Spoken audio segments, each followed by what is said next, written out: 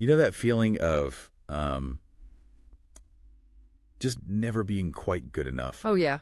It's this baseline anxiety that so many of us, we just carry it around every single day. Right, totally. Like you feel it when you're prepping for a performance review at work, Well, right? absolutely. You're wondering if you've justified your salary this quarter, or, you feel it when you're constantly trying to prove your worth in a relationship. Yeah, or even just trying to keep up with like the perfect morning routine. Yes, we track our sleep, we track our steps, our productivity. It really feels like you're always just one slip up away from failing some invisible test. Mm-hmm. And if you stop hustling, it's like your value just drops to zero. It's a pervasive sense that your standing in the world is, well, it's entirely dependent on your ongoing performance. Yeah. You have to earn your keep constantly. There's no tenure for human worth in that mindset. Right, right. You're really only as good as your last success. And the moment you stop swimming, you just start sinking. And we tend to think of that exhaustion as a uniquely modern problem, you know? Like we blame it on hustle culture or social media or, I don't know, late-stage capitalism. Sure. But our mission for this deep dive is to explore how that exact psychological and spiritual terror was actually the epicenter of this massive theological earthquake back in the 16th century. It's fascinating how old this feeling actually is. It really is. So we're looking at an article today by Mark Bates. It's from Rabbit Room Apologetics, and it meticulously breaks down Martin Luther's theology of salvation. Right. But we are going to focus specifically on the actual mechanics of a concept Luther called the Joyous exchange. The Joyous exchange, yeah. It's this radical idea that completely just fundamentally upends the concept of having to earn your standing. Okay, let's unpack this. Yeah. Because the historical backdrop here is wild. It is. To grasp how radical this exchange really is, we really have to look at that historical backdrop because the stakes were literally life and death for the people thinking about this stuff. Right, this wasn't just academic for them. Not at all. Luther wasn't just sitting in some quiet, comfortable university office casually debating abstract philosophy. He was an Augustinian monk experiencing this agonizing, sweat-inducing existential dread. He had a word for it. Yeah, Anfechtung. Yeah. It's this deep spiritual terror. He had a hyper-scrupulous conscience, and he was terrified of facing a perfectly just judge at the end of his life. Because the prevailing thought of his day was utterly terrifying if you actually took it seriously. No, completely. The late medieval framework operated in a very simple rule, which was, do what lies within you. Right. Facere quod insist. Exactly. Yay. The idea was, if you just initiated the moral effort, like if you just tried your absolute hardest to be good, God would meet you halfway. Mm-hmm. And he'd reward you with the grace you needed to make it the difference. And on the surface, that sounds completely reasonable. It appeals deeply to our human sense of fairness, right? Yeah, like do your best and God will do the rest. Exactly. But for someone as rigorously honest as Luther, that was a recipe for absolute despair. Well, how do you ever actually know if you've done your best? Yeah. How do you know if your motives were entirely pure? Luther would spend up to 6 hours a day in confession. 6 hours? Wow. Yeah, he would sleep without blankets in the freezing German winter to punish his body. But no amount of fasting or praying or rigorous discipline could convince him that he had finally crossed that threshold of being good enough. It's like the goalpost is always moving. Exactly. Every time he thought he had pleased God, he realized he was just proud of his own humility. Oh, man, that is a trap. Yeah. So the medieval system he was trapped in was essentially a cosmic hamster wheel. That's a great way to put it. The faster you run to prove your worth, the more exhausted you get, but you never actually reach the destination. No, you don't. Because the finish line just keeps moving based on your own internal sense of guilt. The wheel just keeps spinning. Yep. And the sheer fatigue of that is what I think so many people relate to today, even in a totally secular context. That complete failure to find peace on the hamster wheel, that's actually the catalyst for everything that follows. Okay, so where does it lead him? It led Luther to a much darker but ultimately more liberating diagnosis of the human condition. Darker how? Well, he realized that human nature isn't just like a little bit flawed. It doesn't just need a moral tune-up or a better set of habits. Right. He concluded that the human machine is completely broken and totally incapable of saving itself. Yeah, the diagnosis he comes up with for humanity after the fall in the Garden of Eden is incredibly bleak. Very bleak. He argued that we didn't just lose a few moral points on some cosmic scoreboard. We lost our perfect liberty and our spontaneous trust in our Creator. Yes, and he used a very specific phrase for this. Right. He described the human condition as having a heart curved inward upon itself. Curvum, in se. The psychological depth of that phrase, a heart curved inward, it's just brilliant. It really is. It means that our default operating system is self-love, self-preservation, and self-justification. Everything we do just naturally bends back toward the ego. So even the good stuff. Exactly. If your heart is curved inward, then even when you try to do something deeply religious or highly altruistic, it's infected. So like you might volunteer at a soup kitchen, but deep down, you're doing it to secure your own status, to look good to your peers, or even just to soothe your own guilt. The ego corrupts even our best attempts at goodness. we're essentially trying to become our own saviors. Like we want to be the hero of our own story. Always. And this perspective totally reframes how we think about free will, doesn't it? Oh, completely. Normally we think of free will as this noble, autonomous power to choose between good and evil, like standing at a literal crossroads. Right, but Luther looked at the human will during his big debate with Erasmus and said it's actually more like a captive beast of burden. Okay, lay out that metaphor, because Okay. it's pretty stark. It's very stark. He compares the human will to a horse. It basically sits between two riders, either God or Satan, Okay. and the horse possesses absolutely no autonomous power to choose its rider. If God rides it, it goes where God wills. If Satan rides it, it goes where Satan wills. So we're just the horse. We're just the horse. The core argument here is that in spiritual matters regarding our ultimate salvation, the human will is entirely bound. It literally cannot cure its own inward curve. Okay, I have to push back on that a bit, because this is where the logic starts to feel a bit confusing for a lot of people. Yeah. If we have absolutely no free will in spiritual matters, like if the horse literally cannot choose to buck its rider, why give humanity the Ten Commandments? Right. Why give us any moral rules at all if we don't have the capacity to follow them perfectly? It feels deeply unfair to give someone a test that you know they are biologically or spiritually incapable of passing. That is one of the most counterintuitive parts of this entire theological system. We are so conditioned to think that the law, the commandments, the moral codes, we think it's a ladder. Right, like God gave us the rules so we can climb our way up to heaven one good deed at a time. Exactly. But Luther argued that this is a total misunderstanding of what the rules are actually for. The law isn't a ladder. The law is a diagnostic weapon. A weapon. Yes. Its primary job, what Luther called its strange work, is to accuse, to terrify, and to completely crush the human ego. So instead of a ladder, the law is more like an x-ray machine showing you that every single bone in your body is shattered. Yes. You look at the Ten Commandments not as a to-do list, but as an impossible mirror. That's spot on. And the source article brings up a scholar named Gerhard Forde who came up with an incredible analogy to explain this function. Oh, the intervention analogy. Right. He compares the law to an intervention for someone dealing with severe addiction. If you have a loved one who is just destroying their life, you don't gently suggest they try a little harder. No, that never works. You have to strip away all their excuses. You have to remove all their self-deception until they hit an absolute wall. They have to hit rock bottom. Exactly. The law functions like that intervention. It forces the person into a state of total despair. God uses the unbearable, impossible demands of the moral law to literally back the ego into a corner. So the terror actually has a therapeutic purpose. It does. You have to break the delusion that the addict can fix themselves. You use the law to show them the hamster wheel is on fire, they can't stop running, and they are going to die if they stay on it. Yeah, and once the person stops looking inward for a cure and realizes they are completely bankrupt, they are finally in a position to look outward for a rescue. Right, because if the DIY fix is completely off the table, since our hearts are curved inward, then an outside rescue mission is the only logical solution left. Exactly. Someone else has to break into the burning building.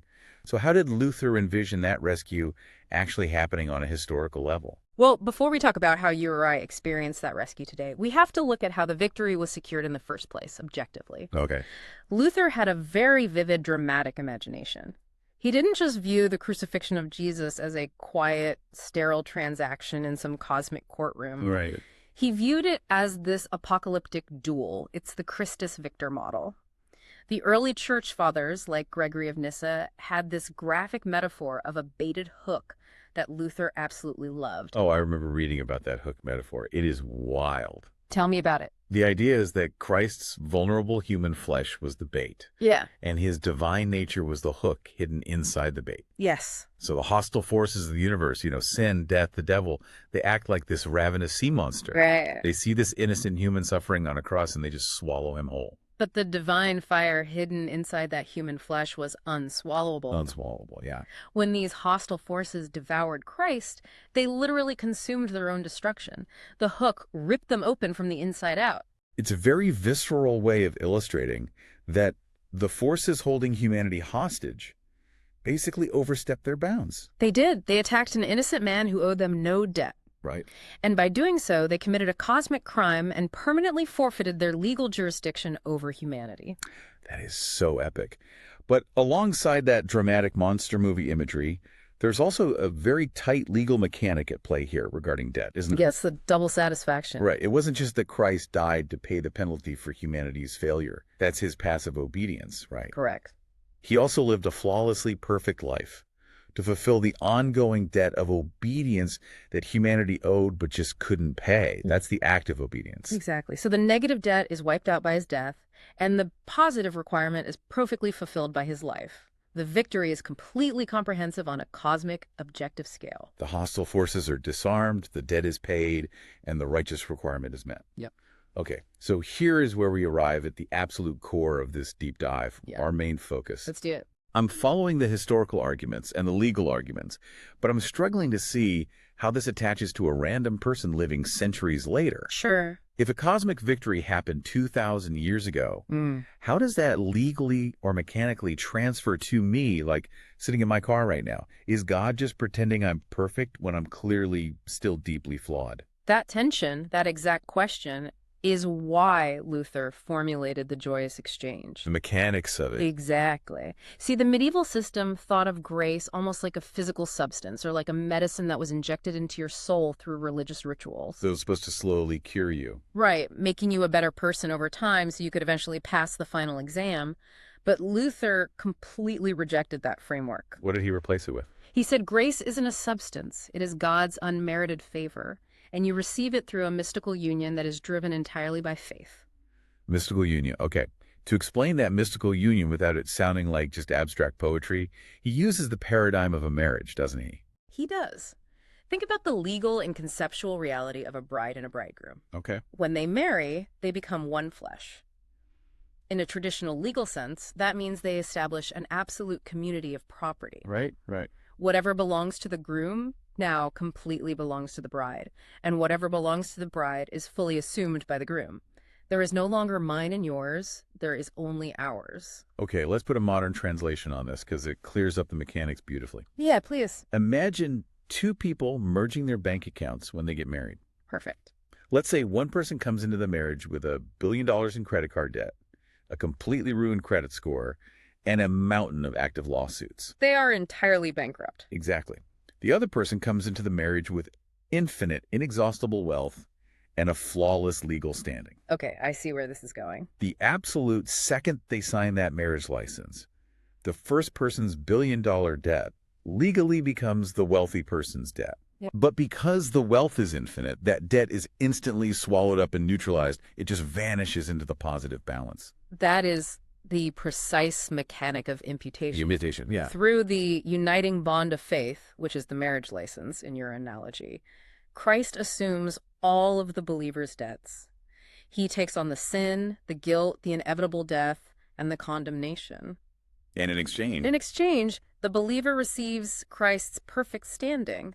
Luther called this an alien righteousness. Alien meaning it comes entirely from outside of us. Exactly. It has absolutely nothing to do with our own internal goodness or our heart being curved inward. Not a thing. It is an instantaneous declaration. You aren't declared righteous because you've slowly become a better person over a lifetime of hard work. Right. You are declared perfectly righteous because you are now legally and mystically fused to Christ, and his flawless standing is now your flawless standing. The hamster wheel stops spinning the moment that union takes place. Yes, your worth is completely secured by someone else's assets. Man, I love the relief of that.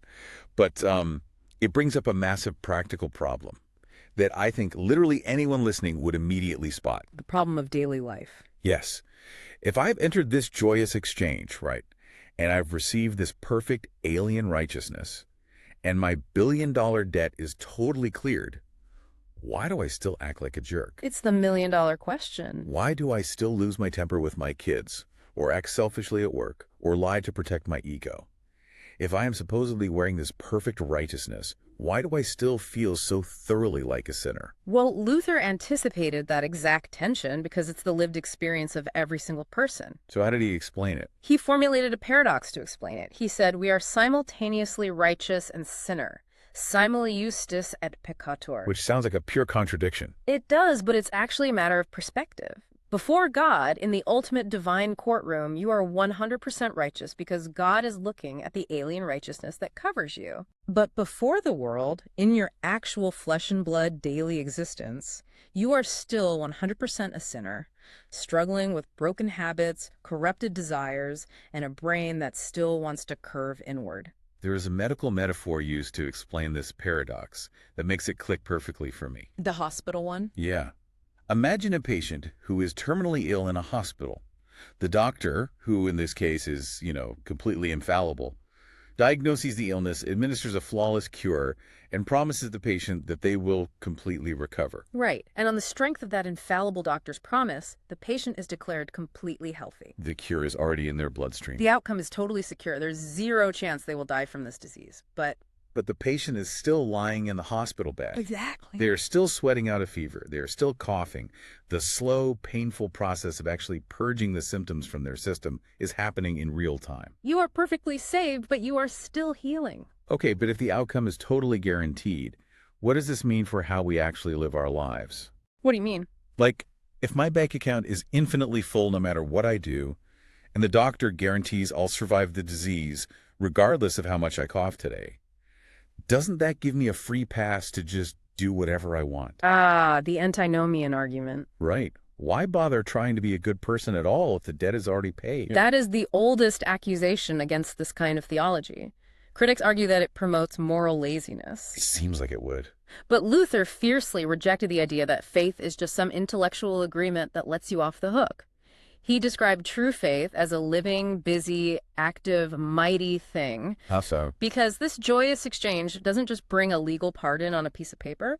It brings a fundamental change in your nature. The Holy Spirit is given as a gift. Okay. And because you are united to the source of goodness, good works begin to happen spontaneously. The analogy of a tree and its fruit comes to mind here. Yes, that's exactly it. Like, if you have a dead branch, you don't try to prove it's alive by taping apples to it. No, that would be ridiculous. That's what doing good works to earn salvation looks like.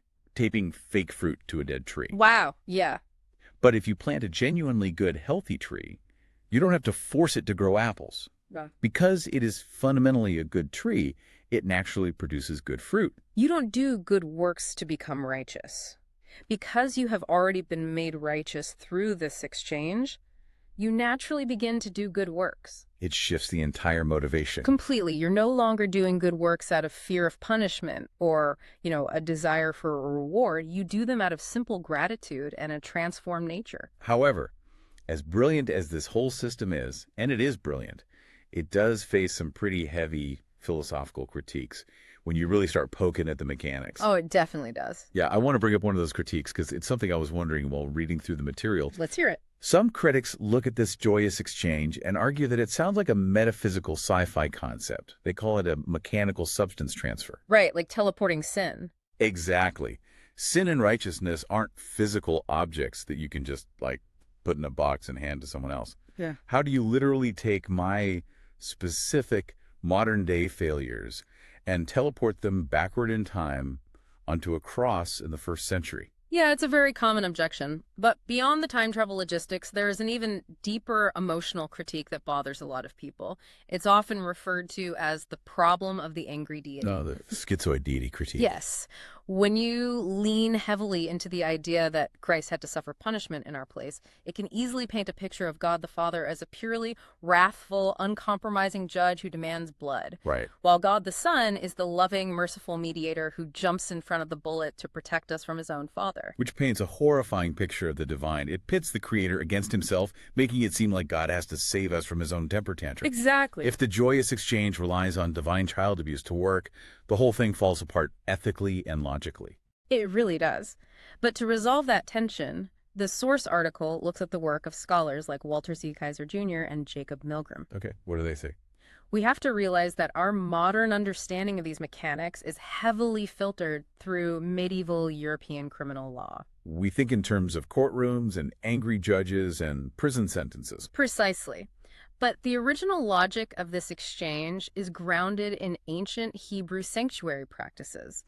If you look at the rituals described in texts like Leviticus, it completely changes the paradigm. So we need to look at this through the lens of ancient temple sacrifices rather than a modern courtroom. Yes. How does that change the way we view the exchange? Well, when modern people hear that blood was shed to satisfy God, they immediately picture this primitive, pagan deity who's violently angry and needs to see something die in order to calm down. Right, like a volcano god or something. Exactly. But deep research into ancient Hebrew practices shows that blood, or dam in Hebrew, was not used to pacify an angry god. It was used as a spiritual detergent. The original concept was about decontamination. Wow, that completely flips the script. It does. So the problem isn't that God is throwing a tantrum. The problem is that human rebellion generates a kind of spiritual pollution. Exactly. Think of sin not just as breaking a rule, but as creating a spiritual biohazard. A biohazard. I like that. This pollution contaminates the sacred space where God and humanity are supposed to interact. Okay. God is desperately trying to dwell with humanity, but a holy presence cannot coexist with toxic pollution. So the sacrifices on the ancient altars weren't about God demanding pain. Right. They were God providing the cosmic bleach necessary to wipe away the toxicity so his presence wouldn't have to abandon humanity. Which totally reshapes how we view the joyous exchange on the cross. Completely. It isn't a mechanical teleportation of sin across time, and it certainly isn't an angry father punishing an innocent son. No. It is the ultimate decontamination effort. Christ absorbs the toxic pollution of the human condition into himself to cleanse the environment. Yes. It's a rescue operation initiated by the entirety of the divine, working in perfect unity. You aren't just doing a weird legal swap with a historical figure. You're being incorporated into a representative head. Exactly. When you are united to him in this exchange, his absolute purity decontaminates your absolute toxicity. Which brings us to the ultimate question for anyone listening to this deep dive today. Why does it matter? Right. Why does a 16th century debate about ancient Hebrew temple logic matter when you're logging on to a stressful Zoom call, or feeling like you're failing as a parent, or just staring at a to-do list that you can't finish? Yeah. It matters because this joyous exchange is the ultimate antidote to the paralyzing anxiety of self-preservation. It really is. If your core worth, your ultimate standing in the universe, is eternally secured by an outside source, you are finally free. You don't have to earn it. No. If the infinite wealth is already in your account, you can stop obsessing over your daily balance. You can step off the hamster wheel. The exhaustion can end. Yes. And the beautiful paradox is that when you finally stop worrying about saving yourself, you actually have the energy to look around and focus on loving the people next to you. Right. You aren't using them to prove your worth anymore. It removes the mirror from in front of your face so you can actually see your neighbor. Yeah. And there is one final profound dimension to this that the source article touches on. It offers a completely different way to look at our daily struggles. What's that? It's a thought from a theologian named Karl Holl regarding the eschatological dimension of this, basically how God views time. Okay, because even if we step off the hamster wheel, we are still in that hospital bed. We are simultaneously righteous, but still deeply flawed in our daily lives. Right. But the idea is that God accepts us right now based on who we will ultimately become in the future. Wait, really? Yeah. Because the cure administered in the Joyous Exchange is totally guaranteed. God looks at your future fully healed, fully perfected self, and he lets that reality echo backward through time to cover you in the present moment. That is mind-bending. Your future perfection is literally reaching backward to justify your present mess. It completely reframes the human experience. If your present standing is actually an echo of your guaranteed future self, how might that change the way you view your mistakes today? Wow. What if you stopped seeing your daily failures, your bad moods, and your selfish moments as permanent indictments of your worth? You start seeing them just as temporary symptoms of a disease that has, in the future, already been completely cured. Exactly. The x-ray might still show a jagged fracture today, but you know the bone is already set. You just have to wait for the cast to come off. You are healthy in hope. And the exchange is already finished.